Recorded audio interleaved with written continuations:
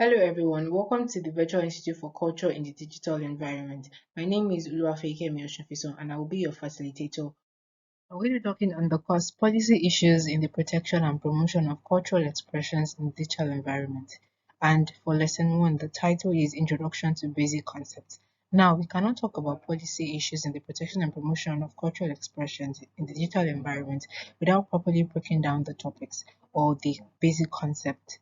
And that is exactly why we're going to be starting with the basic concepts. We're going to introduce you to, okay, what do we mean by protection and promotion of cultural expressions? What do we mean by cultural expressions? What do we mean by digital environment? So the first two lessons are going to break these concepts down, explain to you in depthly so you can fully understand what the entire course is about. And after that, we'll then go into, okay, so what are cultural policies and what policy issues are affecting the promotion and protection of cultural expressions within the digital environment.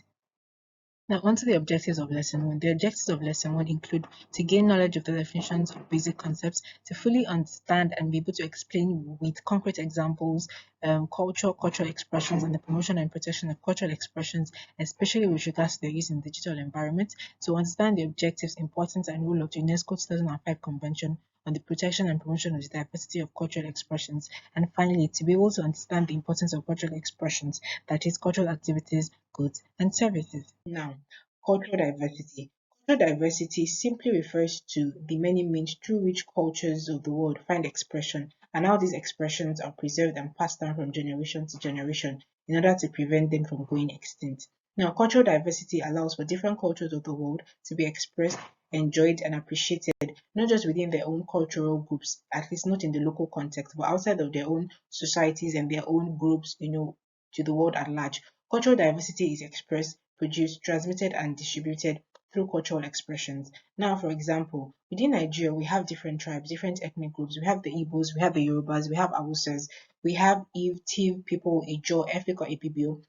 In South Africa, we have the Afrikaners, we have the Zulu, we have the Tosa, we have Pedi, we have Tswana, and then for Rwanda, we have the Hutus, the Tutsis, and the Twas. Now, these cultures are different. They're very diverse from each other. They're different. Their beliefs are different. Their ways of life, they're different. The things that they believe in and how they do things and how they express themselves, whether either in terms of songs or in terms of dancing, they're all different. But cultural diversity is to showcase this difference, but then allow for it to be appreciated, allow for it to be passed on from generation to generation, and allow different people, all these different cultures to enjoy their cultures as individuals, but also as a group, and then to take all those cultures worldwide so that every other person can also participate and enjoy in their cultures.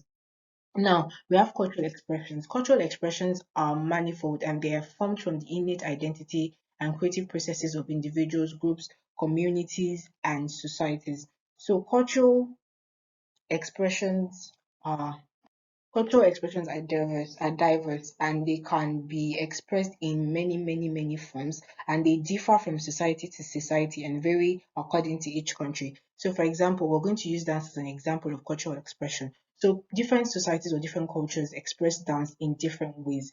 And, for example, here we have the Tiv, we have the Fulanis, we have the Indians, we have the Yorubas, and we have the Ibibios. The way that they express dance is different. The attires that they wear to dance are different. Their dancing styles are different, and this is how they express dancing in each of their individual cultures and societies and groups. Now we have cultural expressions again. They can be divided into two. So we have the tangible and the intangible. The tangible are the objects, artifacts, buildings, things that we can physically see, we can physically touch, we can physically, sense. And they can be monument sites, they can be creations. So, for example, I have here the Taj Mahal in India.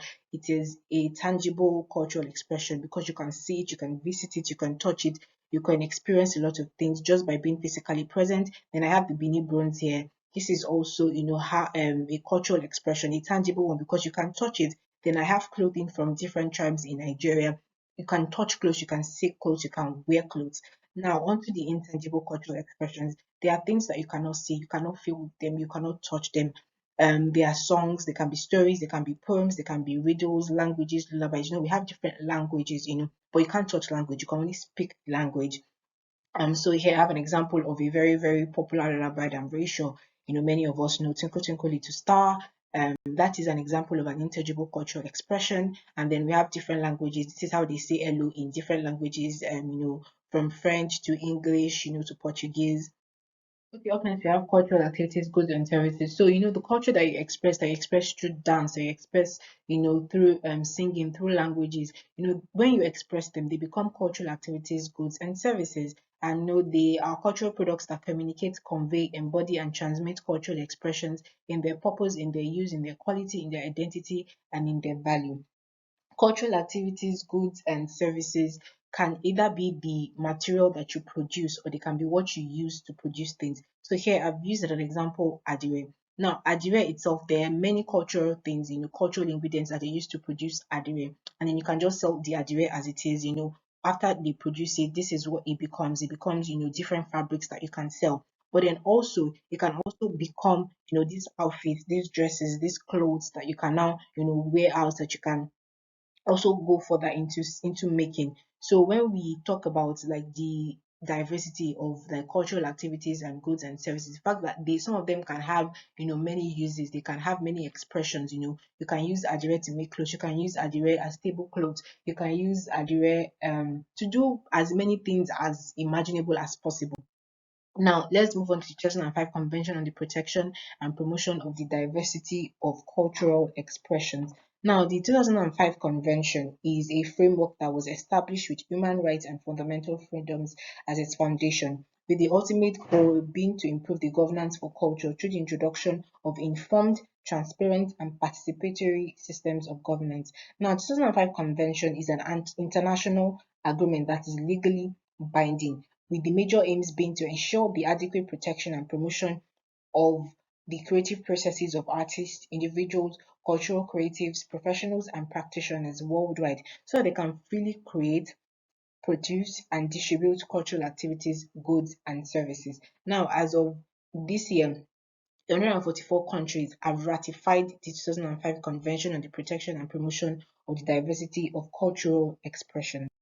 Digital environments and related technologies offer new forms and means for the creation, promotion, and distribution of cultural expression, especially with increased access for the global world in view, but it also stirs up a multitude of challenges for the protection and promotion of the diversity of cultural expressions. Now, the digital environment is your internet and your social networking sites and platforms like Instagram, Twitter, Facebook. They're the platforms that encourage and have created new ways through which culture can be expressed, through which culture can be created, through which culture can be distributed, through which cultural goods and activities and services can be accessed. But then the reality is, in as much as this digital environment has brought about a lot of good things, it has also brought about a lot of challenges. And party to 2005 convention, creative practitioners, cultural professionals, civil societies, as well as digital stakeholders need to work hand in hand to address issues such as digital divide, digital literacy, and digital access by actively working to adapt policies and measures so as to ensure the protection and promotion of the diversity of cultural expressions in the digital environment. And for this, we have come to the conclusion, and I'm going to leave us with a quote by Jeff Bezos, the founder of Amazon. He says, "In today's era of volatility, there is no other way but to reinvent. The only sustainable advantage you can have over others is agility. That is it, because nothing else is sustainable. Everything else you create, somebody else will replicate." Now, this is the reason why this course is very, very important, so that notions like this, can be addressed in a proper way. Because the digital environment should be a place where you express your culture, where you express yourself through your cultural activities, your cultural goods, your cultural services, without having to fear, that somebody else will reinvent you, that somebody else will replicate your ideas, somebody else will plagiarize your ideas, somebody else will take what you have, put in a lot of hard work, a lot of innovation into, and then make it their own. The main aim of cultural expression is for everybody to see the diverse cultures that we have, to enjoy these diverse cultures, to respect these cultures, to experience these cultures. But then it is not for them to, steal your own ideas or to reformulate them to benefit themselves just to make, quick buck. And then I hope that with this introductory lesson, you've been able to fully understand the concepts of cultural diversity, cultural expressions, cultural activities, cultural goods, and cultural services, and how this foundational knowledge is going to help you as you go into the next lecture where we're going to look into the main digital and technological threats to the protection and promotion of diversity of cultural expression, the already existing policies, and the shortcomings and impacts of these policies. We will explore both the positives and negatives of the already existing policies. With this, I leave you and I hope to see you in the next class. Thank you very much.